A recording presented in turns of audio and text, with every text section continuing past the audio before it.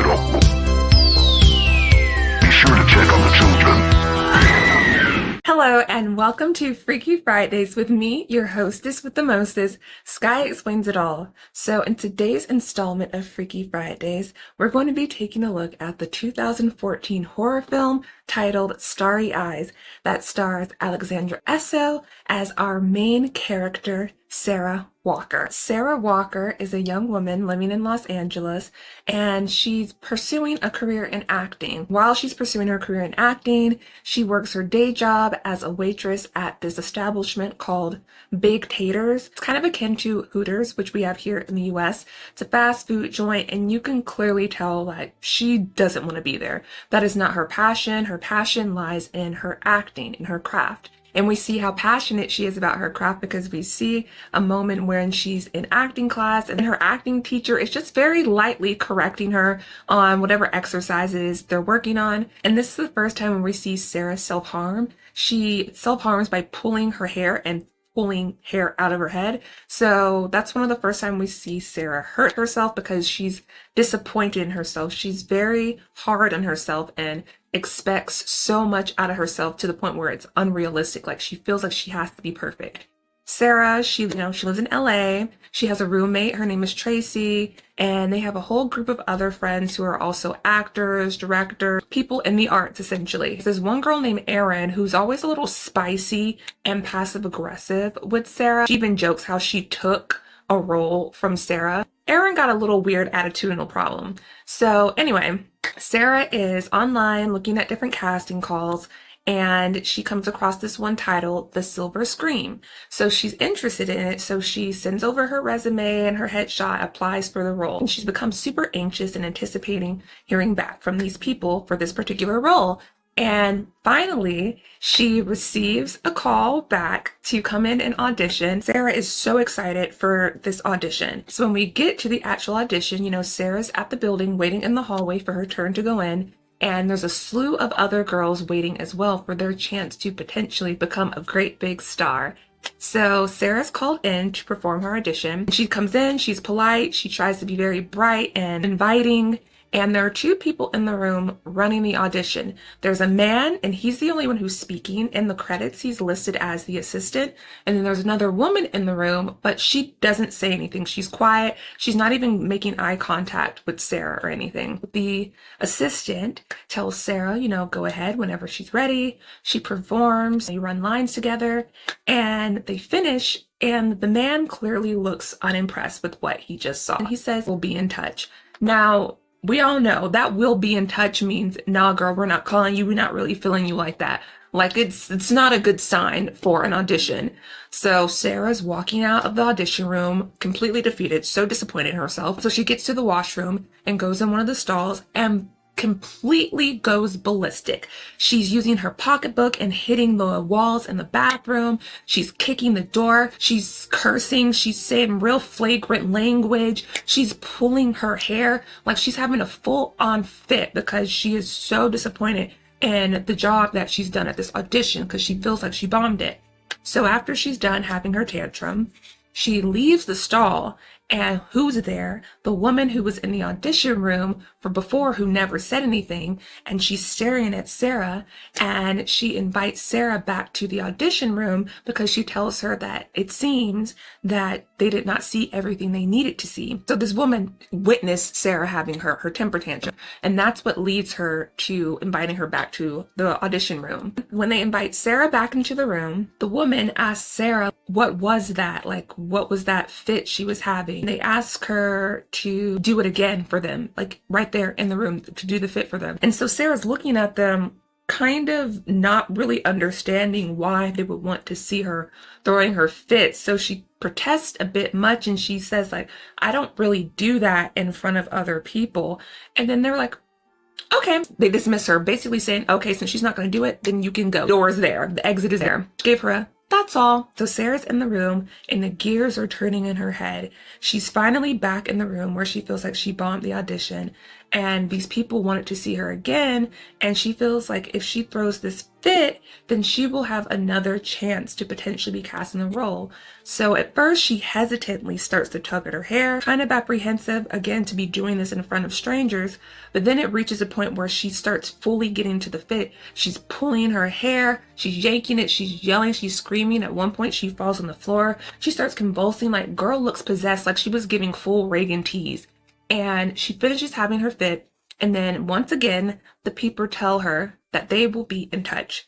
So Sarah leaves really upset. She feels dejected. She's back at home in her bedroom, and she feels like these people were making fun of her, as she tells her roommate Tracy. And when she's back in her room, we can see on her bedroom walls that she has loads of pictures of just Hollywood icons. There's Marilyn Monroe, Grace Kelly, Lauren Bacall, Rita Hayworth, Bridget Bardot, like the list goes on, Judy Garland. And she's looking at these women, and it's clear that she wants to be these women. She wants to be a huge star. And after tanking at her audition, you can just tell like she feels so defeated and feels so far away from her dream becoming a reality. Sarah's back at her job at Big Taters, and you can just tell girl does not want to be there. And she gets a call from the people who ran the audition, and they wanted to invite her back for a callback. They give her all the details, but they also let her know that this time will be different from the last time. So Sarah is geeked. She's so excited, like, oh my gosh, things could be happening for me for real. And then her manager brings her in to his office because he's not happy with her being on the phone during work. Like, this has been a consistent thing with her of always being on the phone while she's at work. And he lets her know, like, this is your job. I get you're trying to be an actress and all that, but like, this is your job. Like, you need to take this seriously. He tells her that there are a million other girls that would kill to have a consistent job like this one. And so she tells him she feels like then she has to quit because she's not like a million other girls. So Sarah jumps the gun and completely quits her job. Mind you, she only got a call back. Sarah arrives back to the building where they held the first auditions, and she goes to the same room, but something's a little different. The room is completely dark. There's no lights on, and the assistant tells Sarah to stand on the pink mark. And then all of a sudden, the light pops on, and it's a spotlight directly on Sarah. And they ask Sarah to disrobe. And Sarah says, excuse me? Like, rethink what they just said. And then the man is going to say, would you disrobe, please? You know, added a little pleasantry on the end of his question. And Sarah's saying, oh, did the role call for nudity? Because I didn't see that anywhere in the ad. And then the woman lets her know, no, this role does not call for nudity. They just want to see her be bare and to release her inhibitions. And Sarah is clearly not really feeling it. You can tell she feels uncomfortable. And they let her know that the only reason why she's back here in this room is because of the fit that she did in front of them. That's the only reason. So they're basically letting her know, like, if you want your time, the time is now. The woman's telling her, like, you know who we are, right? Like, the pictures we've made, like, they're a huge film company. So she's laying all the cards on the table, letting Sarah know this could be your one shot, and you don't want to bomb it by not adhering what we're asking you to do. With some massive amounts of apprehension, Sarah slowly begins to strip down to her underwear. She still has on her bra and her panties. She's there, visibly uncomfortable. They tell her that they want her to get completely naked. And again, Sarah is looking like, I don't want to do that. The woman says to her, she says something along the lines of, Sarah, if you can't let yourself go completely, how are you ever going to become something else? Sarah eventually removes her bra, removes her underwear, and they're starting to snap photos of Sarah. And they're telling her to just be natural. So they're snapping photos of her, and at first she's not really into it, but then there becomes a point where she gets super locked in on what's going on. She starts posing, she's laughing, she's giggling. It even gets to the point where it's quite erotic. So after she finishes taking her pictures and everything, they tell her that's what they were looking for. So Sarah leaves, and she's feeling herself. She feels like she nailed it. She feels like she's on her way up and out, like this is her gig, this is her time to shine. So Sarah receives a call back from the casting director, and they tell her that the producer would love to meet her. So of course, Sarah's over the moon. She's overjoyed. She gets dressed up, gets her hair laid, lips popping, red dress, giving everything that it needs to give. She's feeling herself.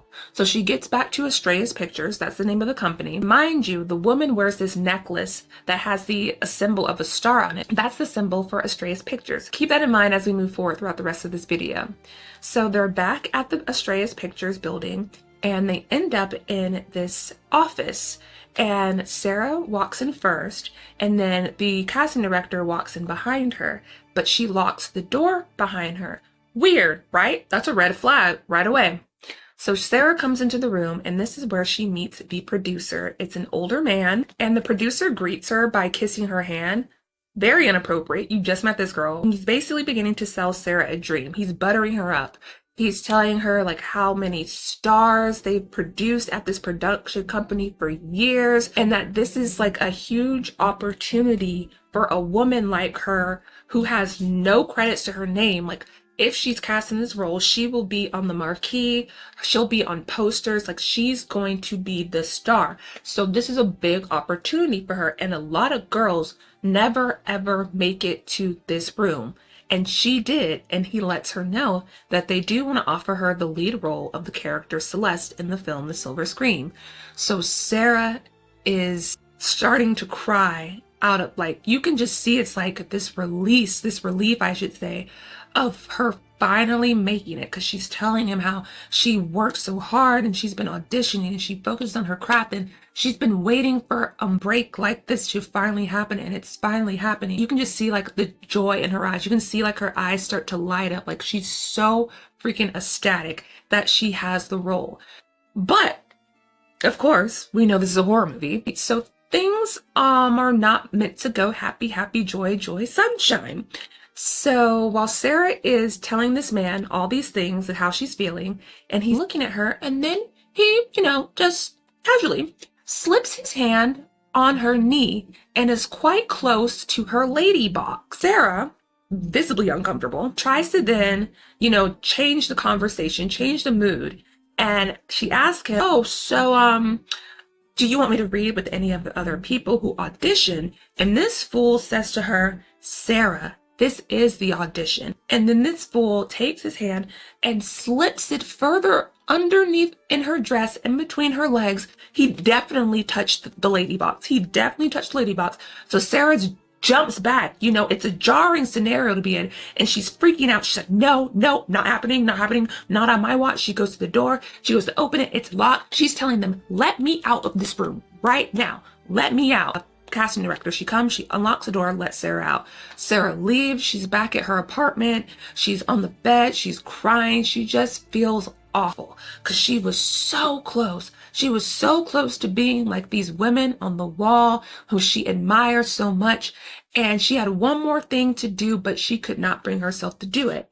And she's telling this to her roommate, Tracy. And Tracy's telling her, like, you made the right decision. That guy's a creep. You're like, you don't have to do that in order to be in this industry. Their friend Danny's making a movie and he really wants her to be in it. Like, she doesn't have to go that route to become an actress. Sarah's laying there and she's kind of regretting not doing it. And Tracy reassures her that she's not that kind of girl. Some time passes and Sarah's back at her job. She has never been more visibly unhappy being at this gig. Because just think about it. She was literally at the gates of success. She could see the stardom. She could see the opportunity. She could see the fame. It was right there. She just needed to do one more thing. It would have been going completely against her morals and her ethics. But in her mind, she's like, all she had to do was this one thing and she would have been there. So she was so close, but then she's been dropped back into reality because she had to, beg back for her job from the manager. Sarah's back hanging out with her friends, and Tracy, her roommate, told them her business and told her what happened with the producer. And the guy, Danny, their friend, lets her know that he does want her in her movie and they'll make great things together. And like, she doesn't have to do that stuff to be in the movie. And to celebrate, they start to do party favors, popping sweet tarts. They start popping some sweet tarts. So Sarah is tripping. But we see while Sarah is tripping that like she is an outsider in this group. She's looking at these people. She's reflecting on what the producer told her. And he said that there are dreamers and that there are doers. And that Sarah is a doer. So Sarah sees herself as a doer while all these people around her are dreamers, because they've said that they have this plan to make this film, but they're out here doing sweet tarts and getting drunk and goofing around. And Sarah's just standing there contemplating all this stuff and is thinking like, I don't want to just stand around and do nothing. I want to make something happen. So Sarah, while still inebriated, calls the phone number of Estrella's Pictures, and she leaves a message saying that she made a huge mistake. And she immediately gets a call back. The casting director calls her back and she tells her that she'll send her an address and to be there within 1 hour. So Sarah, she gets dressed, not as polished as she was the first time. She's very much looking like she knows what she's showing up for. She's wearing a black dress. You can even see her thigh-high stockings. She clearly knows what this is about to be. She gets to the home, to this huge mansion, and it's the casting director who opens the door. And she tells Sarah to come on in and reminds her that there will be no third chance. Sarah gets into the room and she's in the living area and the producer is there. The producer is asking her all these questions, such as like, what would she give up to have a great new life? Would she leave behind her old life for a new fantastic one? And what would she do to prove that she wants this new life? Sarah goes over, how can I say this for YouTube? He had an appointment booked with the head doctor and she gave him an examination. So she's giving him an examination as the head doctor. And while she is doing that, saying all this weird stuff like kill your old life, while he's saying all these little weird little things, there comes 3 people out of the freaking curtains wearing black robes with hoods and black masks. And we see on the producer's hand, he has like the symbol that the casting director was wearing. It's like a little star. It's like branded into his hand. So there are some weird eyes wide shut, like weird satanic-ish ritualistic type vibes going on. Sarah wakes up and it's the next day, the sun's shining, and she looks like she's hungover. But when she sits up, she's kind of like hunches over and she's holding her stomach and she feels like she's in pain. She ends up back at her job. This girl looks ran up, ran down, ran through like she'd been to north, south, east, west in a matter of seconds. Toe up from the flow up doesn't even begin to cover it. It's jarring, her appearance. It's alarming. It's giving immediately head to the urgent care. She does not look good. And so her manager's looking at her like, girl, you clearly are going through it. You are clearly sick. You do not need to be here right now. Like, go home. So he goes to take the food away from her that she was going to go serve to the customers that she drooled in because she's so sick. And she's telling him, no, it's fine. And she tries to tug back the tray. And he's like, no, Sarah, like, go home. So they're starting to play tug of war with the French fries, with the food, and it goes spilling everywhere. And then Sarah smacks him all across the face. And he tells her to get the F out and not to come back. So after this incident with the manager, Sarah calls Estrella's Pictures and leaves a message telling them to please call her back because she's not feeling well. She wants some clarity as to what could potentially be going on with her. Then we see Sarah hanging out with Tracy, Danny, Aaron, all the other folks. Sarah just does not look good. She's getting worse and worse every time we see her on screen. And she starts to stand up and take off her shirt. And she's acting real weird, like provocative for no reason. And one of the friends starts to snap pictures of her, and their roommate Tracy and a couple of the other people start like tussling with the guy a little bit to like chill out, like stop taking pictures of her. And then Sarah pushes Tracy for no reason. Tracy's like, girl, I was trying to stop him. I'm trying to help you out. And Sarah runs off into the night by herself. And it's the same night, so Sarah has somehow made her way to the Estrella's Pictures building. She's ringing the call button, trying to get someone to talk to her, trying to figure out what's going on. And somehow she walks to Hollywood Walk of Fame and she's looking around at all the lights. Clearly in some sort of weird daze. She just is not doing well. We're back at Sarah's home. We see her on her bed. And she doesn't look good. Like, she literally looks like a corpse. She has sores on her lips. Her hair is falling out. Like, she has visible patches on her head. Her nails are falling off. Like, she looks sick. She's in the bathroom and there's blood dripping from her nose and her mouth and from other orifices on her body. And it's not her time of the month. Figure that out and put it together and think of what you will with that information I just gave you. And like, it looks like she's dying, she's decaying, and she's in the bathroom, in the tub, and then she throws up and there are maggots. So she's rotting from the inside out. So while Sarah's still in the bathroom, we hear a phone ringing, and it's Sarah's cell phone. So she gets out of the tub, but she's crawling her way back to her bedroom because she cannot stand up. That's just how severe of a state that she's in. Picks up the phone, and this trifling man in a condescending tone, who we can assume is the producer, he was like, "Sarah, are you not feeling well?" Like, of course I'm not feeling well. And she tells the man, like, "I'm dying." And he starts laughing and goes, "Yes, you are." Like some fake behind bootleg Patrick Bateman. And he lets Sarah know that dreams require sacrifice. So she has two options. She can either wither up now, die, be buried in the ground, forgotten, no one know who she is, never accomplish her dreams, or she can do what they want her to do. Now, what did I just say? Dreams require sacrifice. With that in mind, Sarah now knows what she has to do. Sarah makes her way back to the friend group's home because they all live together. And she takes them out one by one with a knife, one by bludgeoning them in the head with the weight, the third, a knife again. And the first one she went after was not actually expired because you see her crawling on the ground trying to get away. So Sarah goes over and puts a bag over her head and, depletes her of oxygen. And then the last and final one is Danny. And she hits him with the slicer. She gives him that good Michael Myers. And so 4 down. So she's taking out 4 people. And after she finishes taking down the final and 4th person, here come those people who had on the cloaks with the hoods and the black mask.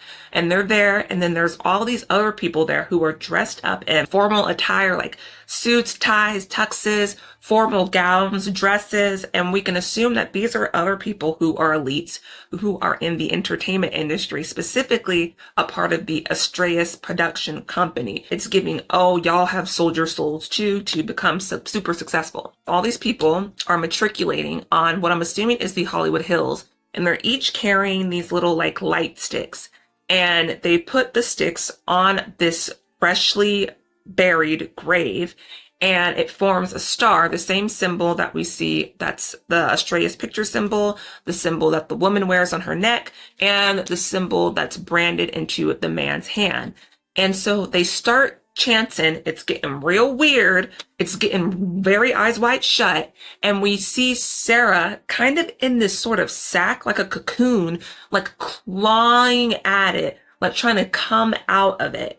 And then it's the next morning, and we see the mound of dirt over the grave, and Sarah emerges from the dirt. She's covered in dirt, but Sarah's appearance is quite different. She's completely bald, looks like a whole other different person. So then she ends up back at the home where Tracy is, and Tracy sees dirt footprints left on the ground. So she's calling out, "Where you at? Sarah, where you at?" And she makes it to Sarah's bedroom, and she's like, "Sarah, this is getting weird. Where are you at?" And we see the bed, and it looks like someone's in the bed, but she's calling out for Sarah, but no one's saying anything. And all of a sudden, the freaking sheet just lifts up off of Sarah. And so Sarah's laying there fully in the nude, and Tracy is there thinking, WTF is going on? Like, you're giving splice in your appearance a little bit. Sarah puts Tracy in some sort of weird trance that makes her come and lay down next to her. And Sarah's laying there in the bed looking at Tracy, caressing her face and telling her that she just came back to say goodbye. And she then plants a kiss onto Tracy, but it's not a normal kiss. It is literally a kiss of death. We see blood start to emerge from Tracy's mouth. We can see her eyes turning red. So my guess is she's having some sort of brain aneurysm or something. She's on her way out to the upper room. And so she's gone. Her stats are at 0. So there's this gift box that was left next to Sarah's grave. And so Sarah's in her room now after she's just taken out Tracy, and she opens the box, and it says on a card, "Happy birthday." So this is Sarah's rebirth. She's reborn. She's a new person now. And there's a dress, there's gloves, there's a wig because Miss Ma'am is bald now, and there's a pendant necklace that has that star symbol on it. So Sarah's in the mirror, she starts getting dressed, doing her makeup, putting on her wig, puts on her necklace, and then that is where the movie ends. And that is Starry Eyes 2014.